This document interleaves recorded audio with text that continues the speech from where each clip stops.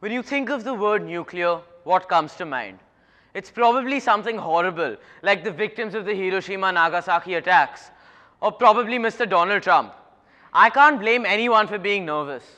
When you think of the word nuclear, what comes to mind? It's probably something horrible, like the victims of the Hiroshima-Nagasaki attacks, or probably Mr. Donald Trump. I can't blame anyone for being nervous.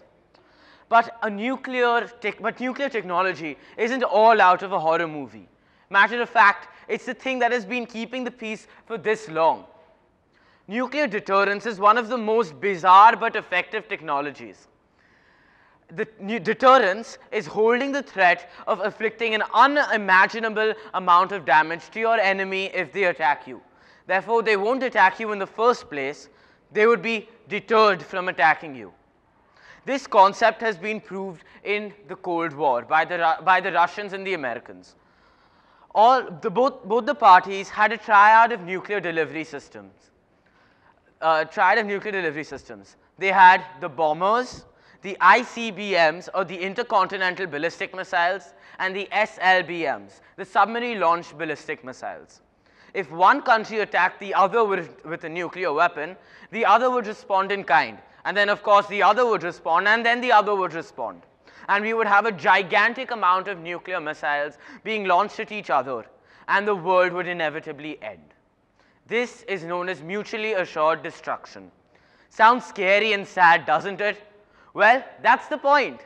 This thing has scared so many people that since World War II, our entire peacekeeping force has been based on this. Many people think that nuclear technology is directly synonymous with mushroom clouds or nuclear war. Well, this isn't something that the world has wrong, and it is a technology with a reputation that has been earned. All nuclear reactors have been built about 30 to 50 years ago, and they look like something out of an old sci-fi movie. They have always had two major vulnerabilities. The first is that they were prone to a nuclear meltdown, and the second is that they produced a lot of radioactive waste. A nuclear meltdown happens when the water, that is the coolant, cannot be pumped into the reactor because of something such as a backup power failure. Without the presence of the coolant, the rods heat up, and the intense pressure inside the reactor causes this reactor to explode. You can think of it as a balloon popping and releasing the air inside it, except this time it's radioactive air. This happens with the old reactors, not the new ones.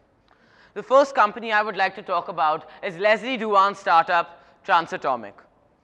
Transatomic's reactors use fuel in a liquid form, which means that they can stay in the reactor for much longer, eliminating radioactive waste, and that they can work at atmospheric pressure, leading to no nuclear meltdown. Also, they do not need the gigantic domes or the stacks which look like they came out of the Titanic.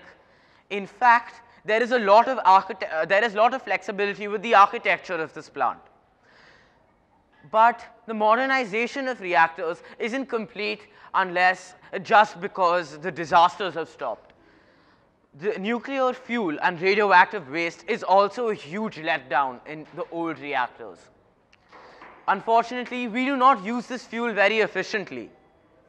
In fact, we only use 4% of the available fuel before chucking the rest down the garbage.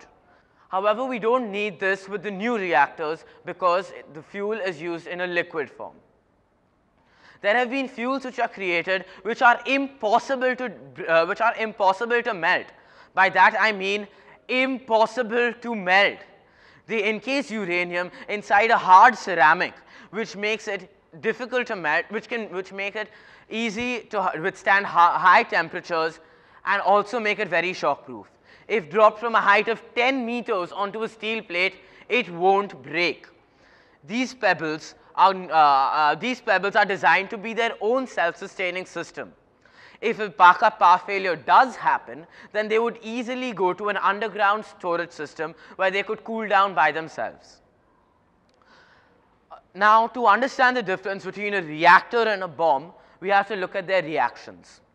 In a nuclear reactor, the reaction is a controlled chain reaction designed to create energy. But in a nuclear bomb, it's an uncontrolled reaction designed to destroy. A nuclear reactor can never explode in the way the bomb does. It's not physically possible. But a bomb can very easily turn to a reactor. And this is exactly what happened in the megawatts to megatons program, which ran from 1993 to 2013. Here, old Russian warheads were deassembled. The weapons-grade uranium was taken and mixed with natural uranium to produce fuel for the American nuclear plants. Over 20,000 nuclear bombs were deassembled. That means over 2 per day. And if these nuclear bombs were detonated over a city, consider them to have the same caliber as the Hiroshima-Nagasaki bomb, 1.7 billion people would have died.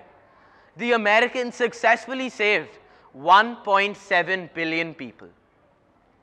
Nuclear technology, like every technology, is either a boon or a bane.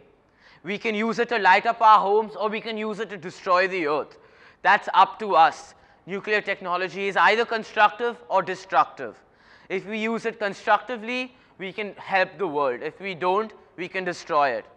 Instead of linking nuclear technologies to pictures of Chernobyl or Hiroshima, Nagasaki, we have to understand that that was then. This is now.